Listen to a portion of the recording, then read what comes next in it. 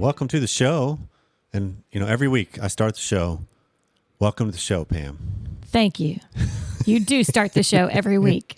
Well, that is true. So maybe one of these weeks we need to get you to welcome people maybe to so. the show. Maybe so. Change it just up. to make everybody like, am I listening to the right show? Because this didn't follow the same script that it always seems to follow. Well, this is Passionately Married Podcast, where we're having conversations to try to help enhance connection and vibrancy in life and in marriage. Because we want and believe in passionate people, passionately living passionate lives. Can I say passionate a few more times? Hey, yeah, maybe I guess you could throw that in there, here and there. Well, if you think we can come up with other ways to say it, please let us know. 214-702-9565. Leave your open in our voicemail. And maybe we'll use that to open a show. That'd you be fun. can be the one that opens the show. So call the voicemail line or email us at feedback@passionatelymarried.net, where all the inbox that we get is interacted with, used for the show. We answer some of them that are pointed that needed to be taken care of off the air. Yeah. So we love the interaction, the relationship with the nation. And speaking of the nation, we also have the my.passionatelymarried.net. We haven't talked about the platform in a while that goes True. on. And so those of you that are new, which there are a lot of people that have found us lately. And so there's a whole other platform going on that's like its own little social media network, if you will. Yeah, a community of people, yeah. Affectionately known as the Nation. Mm-hmm. And there's a lot of great support and help and interaction there. So my.passionatelymarried.net is how you can join. It's for free. There's also deeper levels, which is the Academy. You can join there at passionatelymarried.net/academy. Mm-hmm. And that gets just a wealth of information and interaction with both Pam and I. Mm-hmm. And what we want to try to do is just walk alongside people because we love the nation walking alongside us. True. So coming up today on the free version of Passionately Married, because we've had a lot of new people that have found us recently. Mm-hmm. I feel like it's a good idea to let's revisit what is the principles that we believe in here at Passionately Married. It's a refresher, even for those of you that have listened to every single episode and have followed from the very beginning. I watch reruns of shows because it's good to have a reminder of things. Right. And sometimes I'm like, I don't remember that. Or you just want to laugh again. Well, there's that too. But that's what this is today is we're talking about there's 4 basic frameworks that I believe in that help set the stage.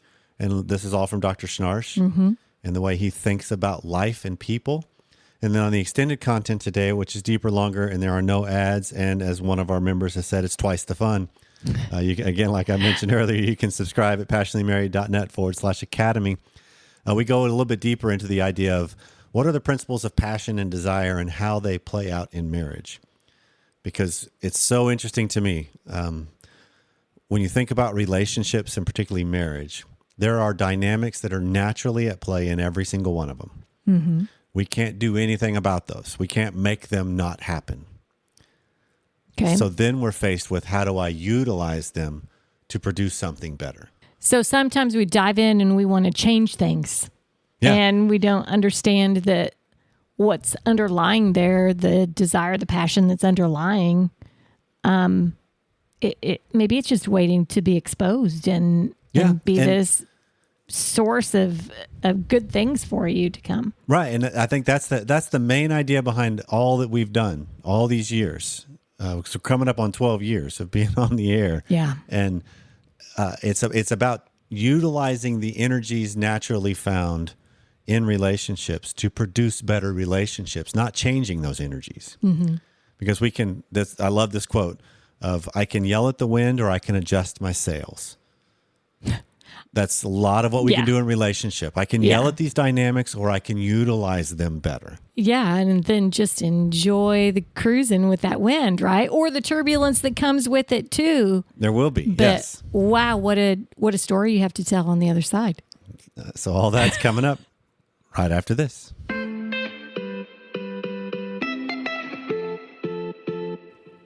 Well, it's already busy fall season in full swing. It for sure is in the Allen household. It is. Because we are right on the verge of what is affectionately known as Bandtober. Bandtober. We're hopping around to all the band events. And love it, but that also makes it to where mealtime becomes a troublesome time in our house because it's so just easy. Hurried.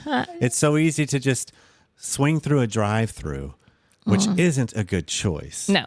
But our sponsor today, Factor, is America's #1 ready-to-eat meal kit. It can help you fuel up fast with chef-prepared, dietitian-approved, ready-to-eat meals delivered straight to your door. You'll save time, eat well, and you can stay on track with your healthy lifestyle because that's what we've tried to do over the last couple of years is just be a lot more specific in what we choose with our food and our choices. Definitely diligent in that. And this stuff is fresh, never frozen. It's delicious. The cuts of meat are delicious and tender. Right. And so one of the things we love from Factor is that they will walk alongside you without missing a step when it comes to meal times because you have a choice of 32 plus weekly flavor packed, fresh, never frozen, ready to eat meals that you can have them ready in 2 minutes. And they all are tasty as can be. I wish you could have seen him do that. So level up with their gourmet options. You prepared perfectly by chefs and ready to eat in record time. You can treat yourself to upscale meals, but you can also have time where you just pick whatever you choose and it shows up each week. It's so easy. It's so great. So maybe you're like us where we're just too busy running around to think about lunch or even meals, dinner time. Well, Factor is our go-to in helping make it much easier, much more simple, and fresh as can be. It is. Throughout this fall, refresh your healthy habits without missing a beat. Head to factormeals.com/passion50 and use code passion50 to get 50% off. That's a steal. Go to factormeals.com/passion50, use our code passion50, and you get 50% off. Hello, I'm relatively new and love what I'm hearing thus far. Is there a way I can get caught up with the main principles or beliefs or you in your practice as a therapist and coach? With so many episodes, I don't even know where to begin, but I'm intrigued with the framework you present so far. It seems so different than the things I've heard at church or even other marriage podcasts and resources. Thanks so much. Yeah, we're going to use this as a way to frame a dialogue, I think, more than anything, because this came in a while back, and we hear this quite a bit because there's a ton, and so there is this element of the people that are, oh yeah, I'll binge it all. Yeah, that's some people, but not every people. Yeah, it's a huge time commitment that not everybody has. It absolutely is. And so what we're going to try to do is just walk through what are some of the main premises, the main principles. And from the outset, Pam, because of the schooling I've got and how several of my professors and just the whole doctoral program is adamant about you must cite where resources and ideas come from. And so if you're new to SMR, Dr. David Schnarch is the one I have trained under the most in school and love his framework, love his view and his take and the way he approaches therapy and life. And so that's where a majority of this is coming from. It's my take on Schnarch, but I'm going to make sure it's from the outset, he gets credit. Sure. He's now passed, unfortunately, but the work he's done is fantastic. And so there's more resources out there from him. He's not a Christian. Just say that up front. His work is not based in the Christian truths in the sense. So, but it is still a fantastic resource to look at. Yeah. There's two different things I want to do with this. One is Schnarch has a framework that he calls the 4 points of balance. And so we're going to spend a little bit of time talking about that. What does that mean? Because this is how, if you put this all under the lens of marriage is designed to help us grow up, the psychobabble term he uses is differentiate, that we're trying to go through the process of differentiation, which is where I can stay close to somebody without losing myself. Okay. And I can be myself without losing the somebody. There's a tension that goes on in marriage. That's the drive wheel of our growth. So if you're looking at it through that lens, there's this framework then that he has these 4 points of balance that if I'm struggling in some aspect of my marriage, one of the things I need to do is look at how's my balance, okay?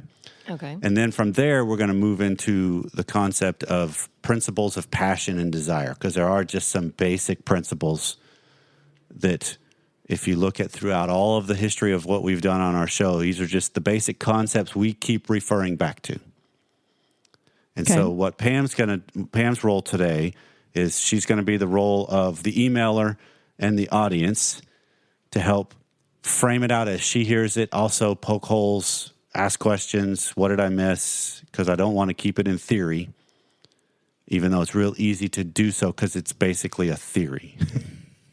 Yeah. So we want it to be applicable, right? We Correct. want it to be understandable and not educator, PhD, geek out stuff. No geeking out today. I want to understand it. I don't understand it at that level. Right. So, yeah. Okay. So if you're looking at the 4 points of balance, that's how we'll start.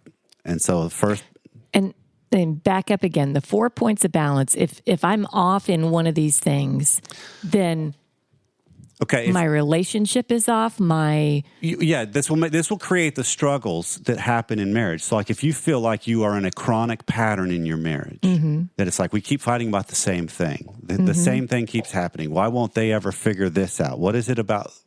Why am I unhappy with this thing? Why is this a total frustration with this thing? This is where you're going to refer back to check your 4 points of balance and see, because it's likely, this has been the case in our marriage, one of them's off.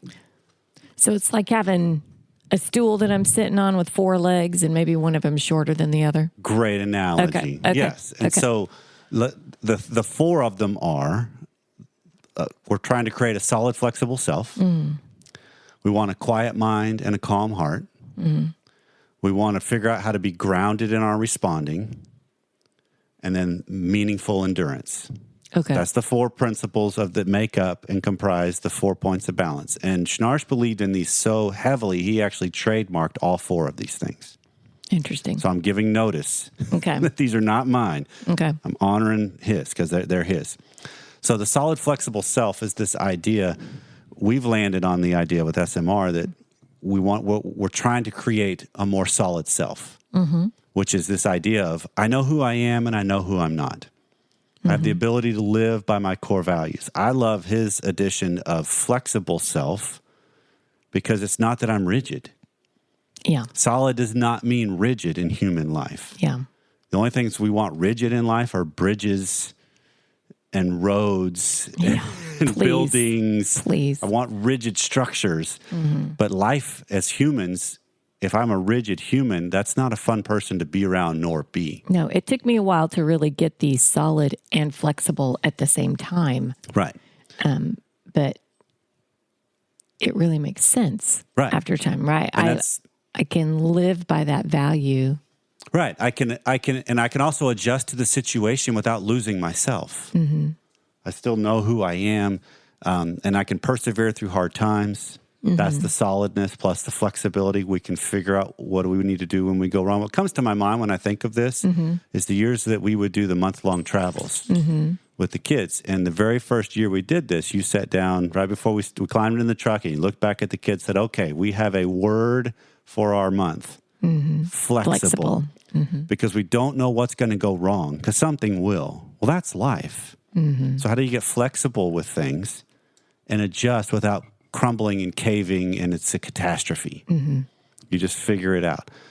There's another element of solid, flexible self is the idea of we don't have to be right.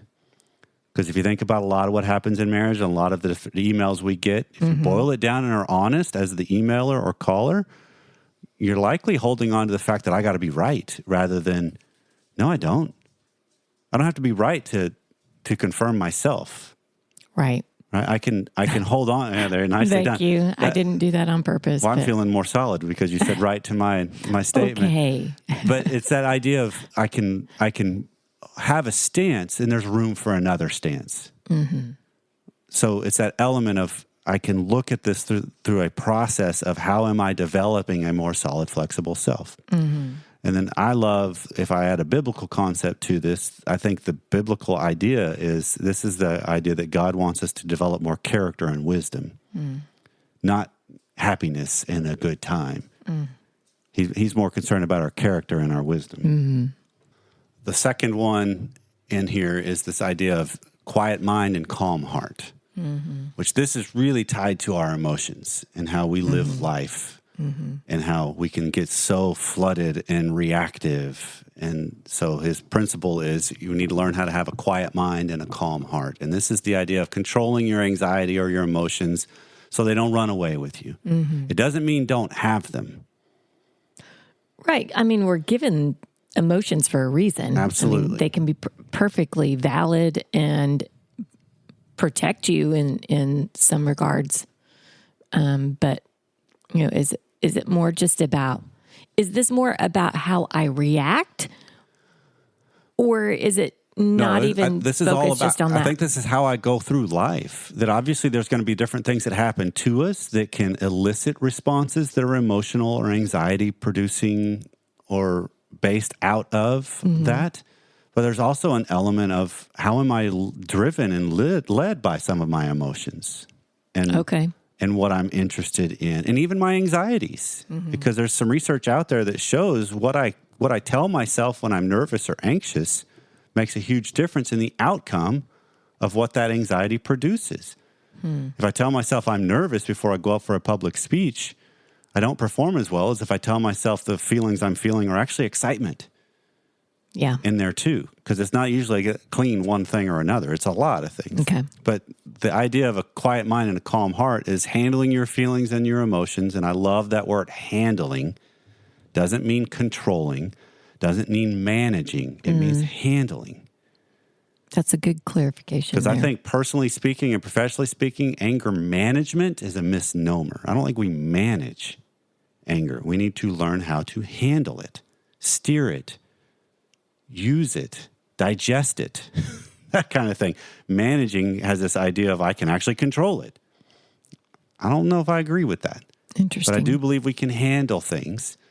Sometimes handling means I need help. I can't do this on my own. I must get away. I need to take a break. That's handling.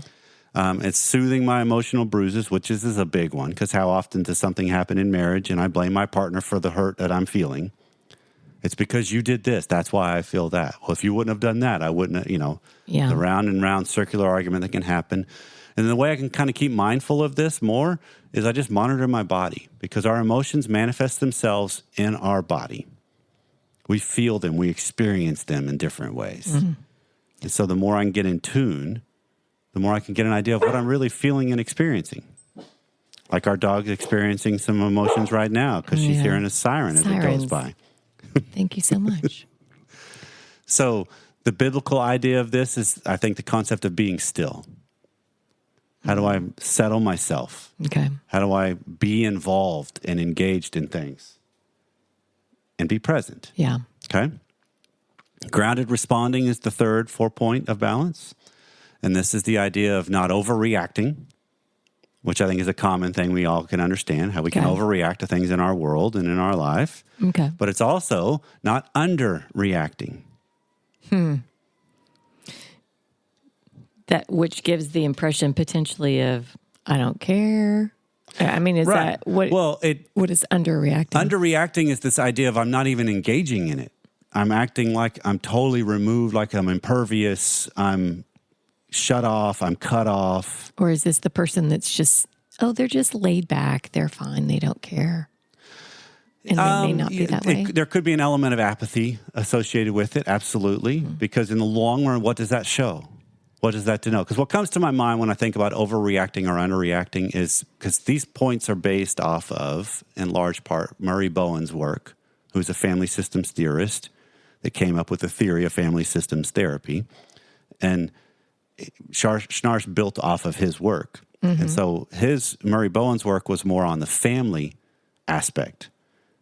That you can be enmeshed in your family, which is where a kid's too involved in a parent's life. They're not in their own. The whole family has these secrets that we don't talk. You don't talk about what we do. It's outside, and it's just this element of it's too enmeshed. They're not independent people. You got a confused look. I'm going off of ground responding as a way to talk about underreacting and overreacting. Okay, yeah, I'm trying to. Family systems would be enmeshment, too fused, or cut off. That's underreacting. I'm totally cut off from the family. I've called myself a part of the family, but I'm not involved in it. Underreacting is I call myself engaged in a situation, but I'm not reactive to it at all. Okay. I'm impervious to it all. Did I land that plane a little better? A little bit. I'm still, yeah. The other idea of grounded responding is making modulated responses to the people, situations, events. I don't know what that even means. What does making modulated responses mean? It means it's appropriate in the reaction I have. Something happens in my life, and I have what's deemed proportional to what went down. Oh, well, right? there. It's not over or under. It's Correct. I do make a in line response with it. to it. I do engage in it. It's like this idea of if I get a B- on a paper I worked really, really hard for, and the whole world is falling apart, that's not a modulated response as much, because it's like, wait, I still did well. B-.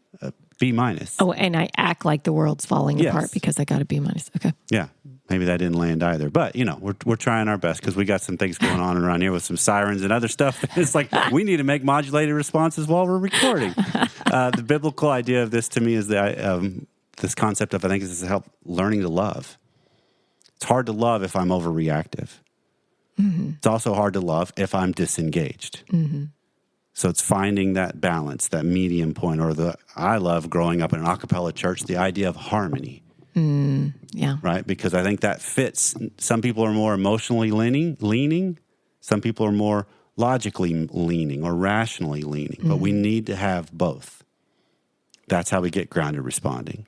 And then the last one is meaningful endurance. That's the last 4 of the 4 points of balance. And this is that idea of sticking with things when you accomplish your goals, doing what needs to be done, even when you don't want to do it, and then absorbing hardships, bouncing back after defeats. This is that idea of sticking with it. Perseverance is the biblical idea that comes to mind. Yeah. Any woman out there that has a child understands meaningful endurance. Anyone who started a business, anyone who has just been through a struggle in a relationship. I mean, we're talking about this. It's if there's infidelity and you're both in there willing to work on this, but you know it's going to be struggle. Well, there's meaningful endurance on that because you know that it can be better on the other side. Right. And that's struggle. Right. Yeah. Right. And so meaningful endurance is just the sticking with it to see things through because you know it can create something. Some of the things I love adding to meaningful endurance is Viktor Frankl's work, Man's Search for Meaning, which is if I can reframe suffering to actually it will produce something that helps you recognize. That's why I think the premise to me for SMR, that's where this idea of marriage is designed to help us grow up because marriage comes with it. What comes with marriage is an inherent amount of suffering. I don't always get what I want in my life. And there's a little struggle that can come with that. Well, sometimes it's my own fault, right? Absolutely. Well, I don't necessarily think of suffering as a negative thing here. I think there's just a struggle that is involved in it. True. But so I go back on this and look at these 4 things, these 4 legs of a stool. And are there... in any situation, when you're counseling people, is there typically one of these that's off all the time? Or I'm assuming it's a person by person basis, right? It is. Maybe this is a person that does not respond well, or this is a person that isn't grounded. They don't know how to handle their emotions. They don't know how to handle what's going on within themselves. And here's the beauty of the way Schnarch has these framed. Grounded responding, if I have trouble grounded responding, I likely also have trouble with a solid, flexible self. I overreact to things because I'm not really sure who I am and what I really believe. And so those can feed off of each other. It's not always the case. Sometimes it's situational. Sometimes I can have a really good idea of who I am, and I'm just not responding well to things. Yeah.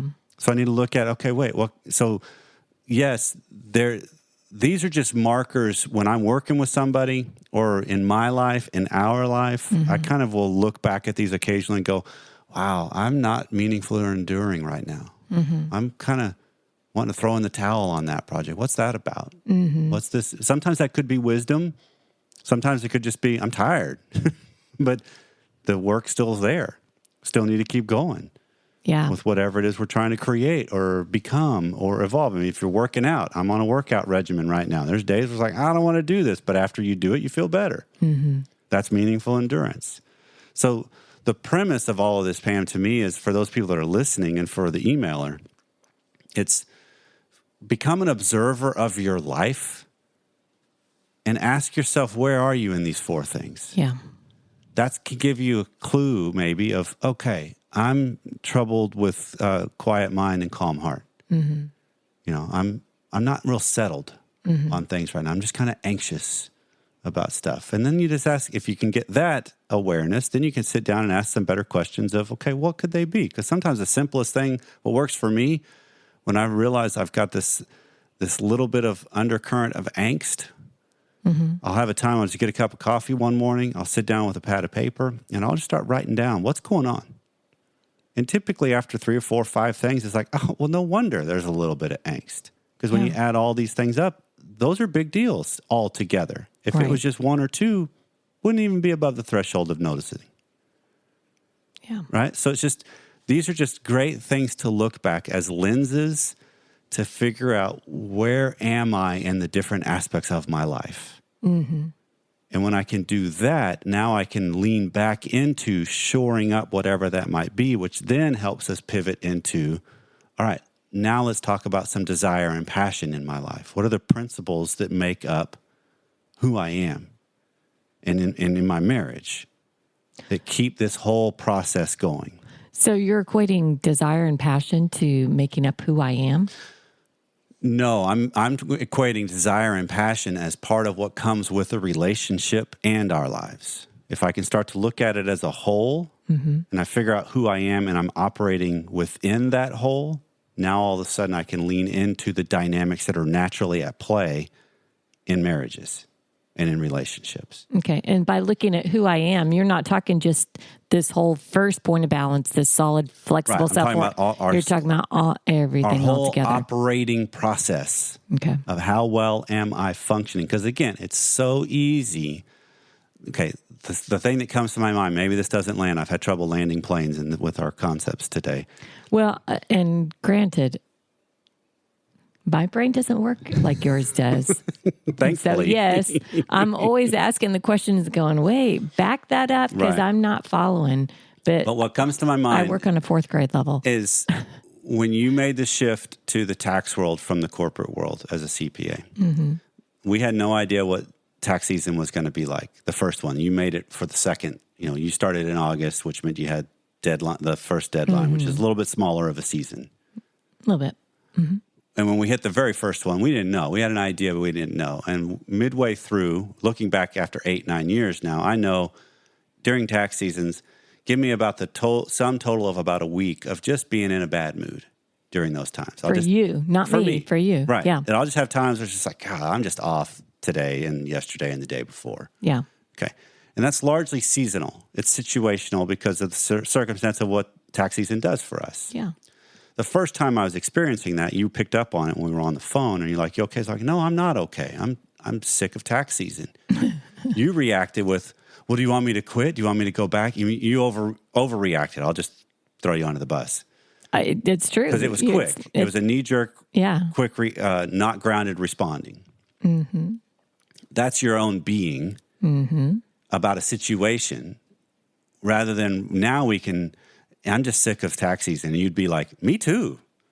Yeah. Because it's a more modulated response, a more solid, we made this choice. We're going to stick it through and we're going to figure ourselves out as we go through it. That's ourselves going through a process of life together by choice.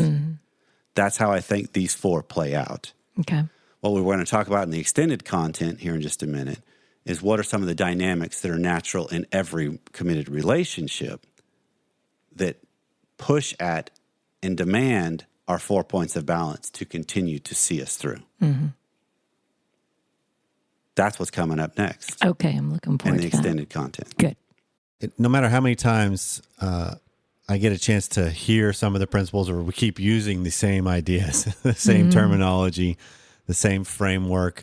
I'm reminded of a guy that's in one of my mastermind groups he's also in the field, and he would promote our show to his clients at times when it was appropriate. And he'd say, hey, go listen to this podcast, and be sure you listen to about 7 to 10 episodes.